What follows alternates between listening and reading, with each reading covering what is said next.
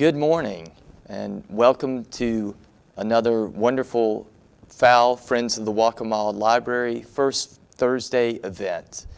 This is our first Thursday for February, and we're excited, very excited to have Mike Lassiter, author, photographer, on the side. That's his side job. He's an attorney by trade. So Mike is here, and at the strong recommendation of the wonderful Linda Ketron, who's so central to our community here and to FOWL. If you're not a member of FOWL, the Friends Group, please join. They're doing so much for us, especially during these difficult times under COVID, and they are really keeping us going, inspired, and afloat. So please join up FOWL if you're not a member, and help out and help them help us out. So as I said, we have Mike Lassiter with us today. He's joining from North Carolina, the old North State, but he has a lot to do, has done a lot of traffic, let's say, in North Carolina and in South Carolina here. Mike, he set out, he explored the back roads and the byways of North Carolina and wrote a book about that, our Vanishing Americana, a North Carolina portrait. And now he's come back after another several years of traveling around, visiting country stores and old barber shops and picture shows of this kind of fading culture on the South Carolina back roads. And he's put all that together with beautiful photographs, but also telling the stories of those kind of potentially vanishing places. So he's recording that history for us and keeping it alive. And so we're just thrilled to have Mike Lassiter here today, taking time out of his busy schedule as an attorney to spend some time with us and talk about our Vanishing Americana, a South Carolina portrait. The book is available from Class Publishing, so that's a great publisher, and they can you can get it. We can give you the contact information for that to order that book, and it's definitely worth having. And Mike will be shooting a documentary about all the things he's found in South Carolina Americana with South Carolina ETV, and I think that'll start in April. So lots of good things going on surrounding a fascinating topic, these small towns, community icons, and historic businesses all along our back roads. So Mike, thank you so much for being here with us today, and we're thrilled to have you. Thank you, Dan. It's great to be here, even though it's virtually, but that's the times we're in now. Yeah. What I like to do is share with folks how I developed a passion for this subject matter and how it became the North Carolina book, and then how that led into the documentary and then to the South Carolina book. My earliest, as long as I can remember, I've had this interest in old stores and streetscapes and storefronts. As a child, I used to love to look at old magazines and books that would show what places were like back way before I was around, whether it's in the early part of the 20th century, just how people lived in downtowns and main streets. And so I'm a bit of a throwback. I was born at the tail end of the baby boomer generation. So I am old enough to remember when these stores were thriving. The wooden floors, the ceiling fans, the potbelly stoves, single screen theaters instead of 12 or 15 screens. I remember when drugstores had soda shops, or soda fountains rather, and when gas stations, they'd come out and fill up your tank, check under your hood, and wash your windshield. So those places are dying out, particularly the old filling stations. So I've always had that sort of interest. And I grew up in Statesville, is my hometown, which is about 40 miles north of Charlotte. And growing up there, we had two corner drugstores that both had a soda fountain. We had an old hardware store that was probably from the late 1800s. I spent many Saturday afternoons going to the local theater. It was from like the 20s and had the old red velvet curtains, and it had a balcony. And so those were places that were special to me growing up. When I went to college at the University of North Carolina in Chapel Hill, after I graduated, my parents gave me a camera. And my first camera, the first roll of film, of course it was a roll of film back then, I went along Franklin Street, which is the main drag in Chapel Hill, and took pictures of some of my favorite places. A couple of drugstores there, an old theater, an old newsstand where we used to go in. The newsstand had an old soda fountain. Old guys would be in the back playing checkers, and you could get any magazine. And there was a chalkboard out by the front door that would post the ball game scores on Saturdays. All of those places, except for one drugstore, are now gone. When I went back home, the theater had been torn down to make way for a bank building. And after I finished law school and came back to practice with my father in Statesville, the hardware store was gone. And soon after, both corner drugstores were gone. So it sort of piqued my interest to see whether that was happening everywhere. Small downtowns had weathered the malls of the 70s that made it difficult for them. But now we had all these big box stores in the 90s that was doing the same thing. So I decided to venture out when I could and see what was out there. And gradually, this was starting in 1999, I started checking out of the office on a Friday, and I would go to the surrounding counties and basically just drive the whole county with a map. This was my map. And it was marked pretty well with the counties, and I would just week by week travel the whole state. And of course, my father would always wonder where I was when I was slipping out of the office. But it took 6 years to do that, and I drove over 30,000 miles. And this was before the internet was so developed. So I had to rely on kind of word of mouth, meeting people in the town, asking them about places. And I did that over a 6-year period, and then I had a huge box of slide film.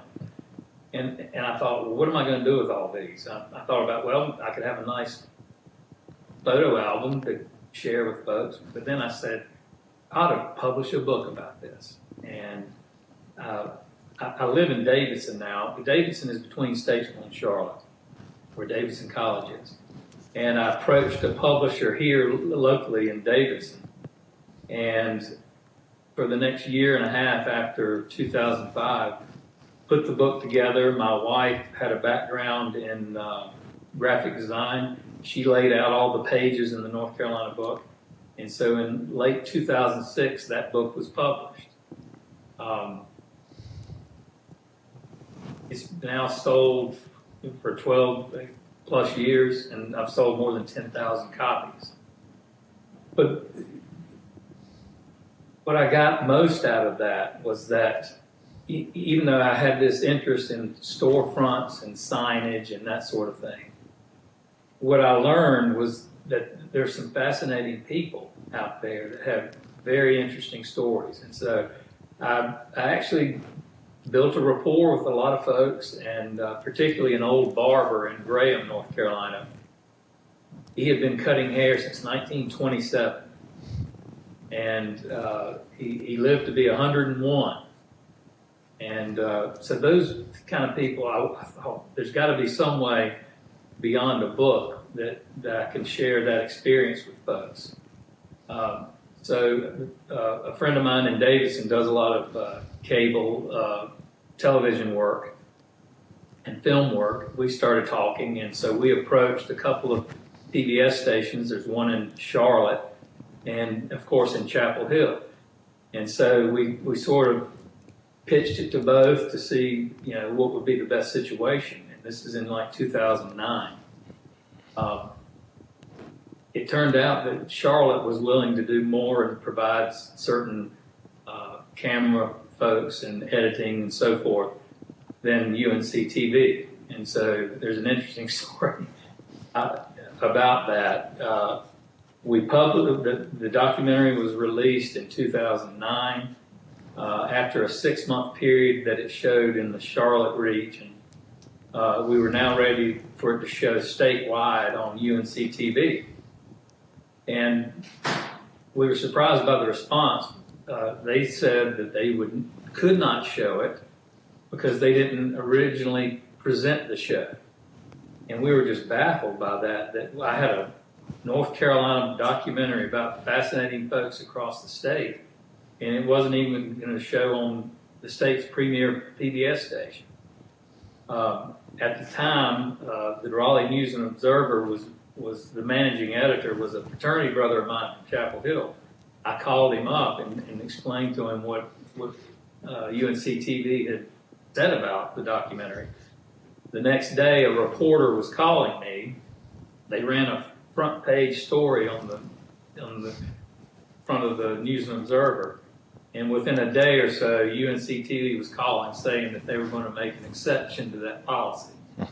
So it continued to air in North Carolina. It has shown for over 10 years on ETV, and continues to show. I can always tell where it's aired, when it's aired somewhere, because I'll get book orders from a particular place where it may have shown. So the folks in South Carolina have shown a great interest in it and always ask, when's the South Carolina documentary going to be done? Well, quietly from 2007 to 2020, I traveled across South Carolina. I've grown up traveling across the state to the beach. I've got family in the Greenville area. So some of my earliest memories were backroads of South Carolina, in old stores, going down to the beach, whether it was up in the North Myrtle Beach area, down to the Charleston area. So I've spent a lot of time in South Carolina. I'm very fond of the state, and so that was the natural next thing to do, because after I finished the North Carolina book, I thought, well, what am I going to do now? The sense of discovery and meeting these people had ended with North Carolina, but I got to do the same thing with South Carolina. And I met Linda Ketron when I saw one of her books at a store in Pawleys Island. And I liked the way it was done, and I bought it for our beach house there at Pawleys Island and followed up with her. So it's interesting that the North Carolina book was published out of a small town in Davidson, in North Carolina. And now the South Carolina book has been published through Pawleys Island. So, and Linda was wonderful. She laid out the book, and we would connect on through email and send drafts of the pages back and forth. And so between the spring of last year, and I believe it went to press in August or September. And now we have a book that I'm very pleased with, and it's a nice companion piece to the North Carolina book. Now, you mentioned ETV. We're hopefully, if we can get through this COVID mess, we can start shooting in April. And I've already laid out places that we're going to go shoot, and it'll be places all across the state in a variety of different type stores, whether it's old country stores or theaters or barber shops, similar to the North Carolina program. What I'd like to do, how's our time? I've got a couple of videos to share, slideshows. The first one is going to show photos from my hometown, and it'll lead into some of the pictures that I took in Chapel Hill, and then pick some of my favorite pictures from the North Carolina book, then some of the photos I took during the making of the documentary. That will be followed by a short slideshow of some of my favorite places in the South Carolina book, and it'll give you some idea of where we may shoot, and you'll see some of the folks that I met along the way, and hopefully some folks will have comments or questions afterwards. I'd be happy to take.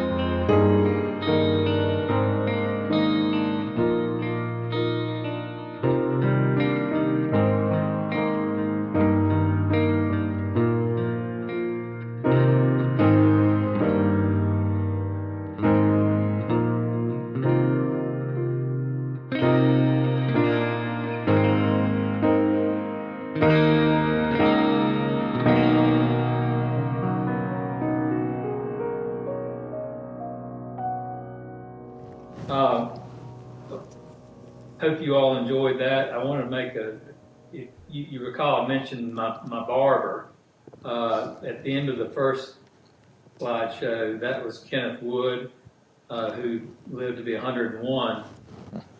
I actually drove to his barber shop on his 100th birthday. He was having a party there, and that was a neat time. I actually got in the chair and let him cut my hair. Didn't need a haircut for 6 months. But I want to make a comment about the music that you just heard, or I hope everyone heard. For the North Carolina documentary, since it was on PBS, we could use any artist's music without having to have it approved through copyright. And so all the music in the documentary and all the music that you just heard, all of the artists had some connection to North Carolina, whether it's James Taylor or Doc Watson. There was some connection to North Carolina. And one of the biggest questions I had, folks would call in or email and say, where can I get a DVD copy of the documentary? Well, we can't do that because of all of the music rights that all the hoops that we had to jump through. But there's an interesting story about a couple of them. One is Wagon Wheel, Old Crow Medicine Show.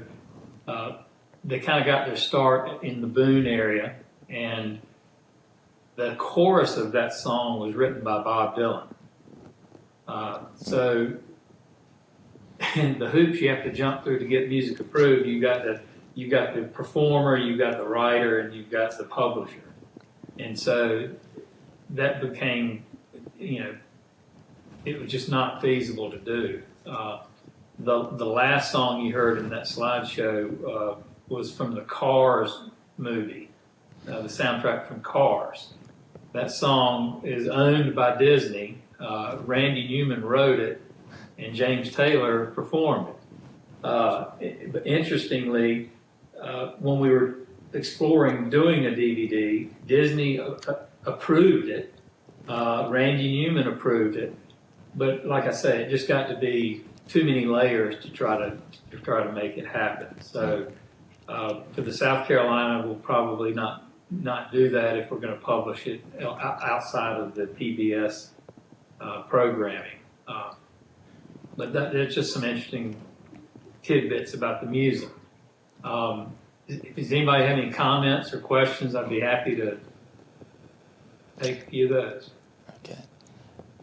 Yeah, folks, please, if something comes to mind, this is a great topic, and I know folks are interested. But if you have a question for Mike, he is at our disposal here. Please just type it in. As usual, type it into our Facebook event, the comments section of that, and you feel free to ask away. And Mike, I did, as we're waiting to see if folks comment, I did want to get you just to reiterate where the book can be. Where can we get this book? I think you definitely whetted our appetite with those wonderful images. I mean, terrific. So where can we get maybe both of these books even, the North Carolina and the South Carolina portraits? Well, for folks that aren't in the Georgetown area, I have a website, our vanishingamericana.com. I'm in the process of getting it up on there through Amazon. Both books. Okay. And for those folks in the Georgetown area, they can get it at, is it the Art Gallery or the Artworks? The Village Shop. Linda Ketron. That's at 10744 Ocean Highway, and I think it's a Pawleys Island address, but it's in Litchfield. Yeah. She's the publisher, and she's got plenty of books there for folks. I think they're open Monday through Saturday, 10 to 2. Yeah. And I think most folks in Georgetown County are, they know Linda. She's such a beacon of our community, and that's her gallery, Artworks, at the Litchfield Exchange right there on Highway 17. So yeah, just go by, pick up a book from Linda's gallery, Artworks, and I have a feeling folks are going to want to do that after getting a taste of this here. And it's great too that you went with a local publisher. Yeah, as you mentioned, and you're kind of, you're sort of giving the back history, what's becoming a buried history of these small towns and local enterprises. So, if you had a big box selling this thing, it would, it doesn't have the same appeal, and it's terrific that you went with local publishers, and Linda does a great job with Class Publishing. So she's fantastic. That's terrific. And I just wanted to ask you, how much did you canvass? How much of South Carolina? We got 46 counties here, and it's not the biggest state, but it is. There are a lot of back roads to go on, and it looked like you had a whole lot of images. I went through all 46 counties.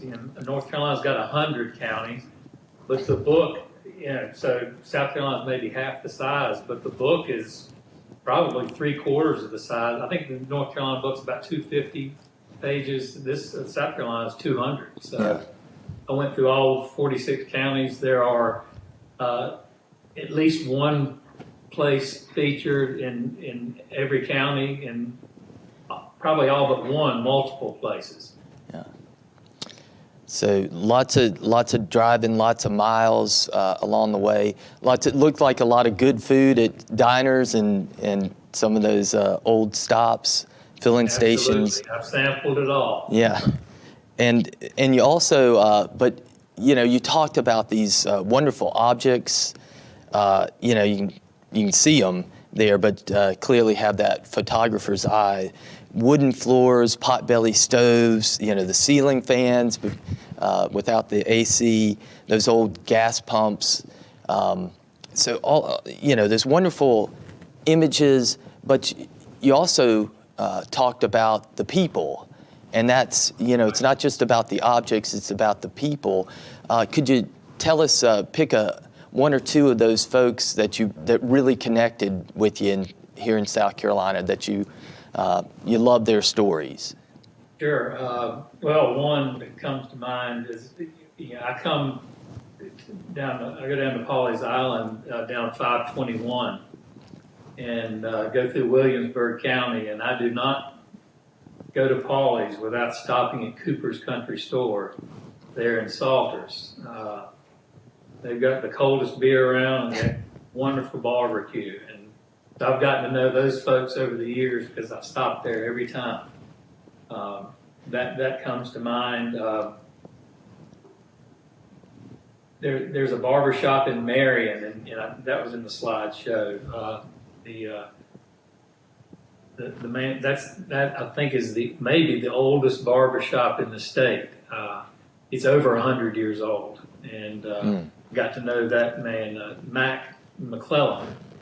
He's been cutting hair for over 50 years, but that shop's been there since early 1900s. Yeah. But there are a lot of stories like that. Yeah. Yeah, and barber shops are just kind of filled with stories too. That's that history you'd love to, and I guess you give us a chance to be a fly on the wall there, and just kind of resonate. But you feel like you're there with these images, like we get to visit. You did the work, all the hard work of going around and collecting this, but we feel like we can share in that. With those images. Well, and even more so when we get the documentary released, you'll actually be there. Absolutely. Did you talked about your passion for this, and this has been something that's been with you for a long time, and you committed a lot of time to it. Do you, the word nostalgia is, I know its root is, there's a Greek root.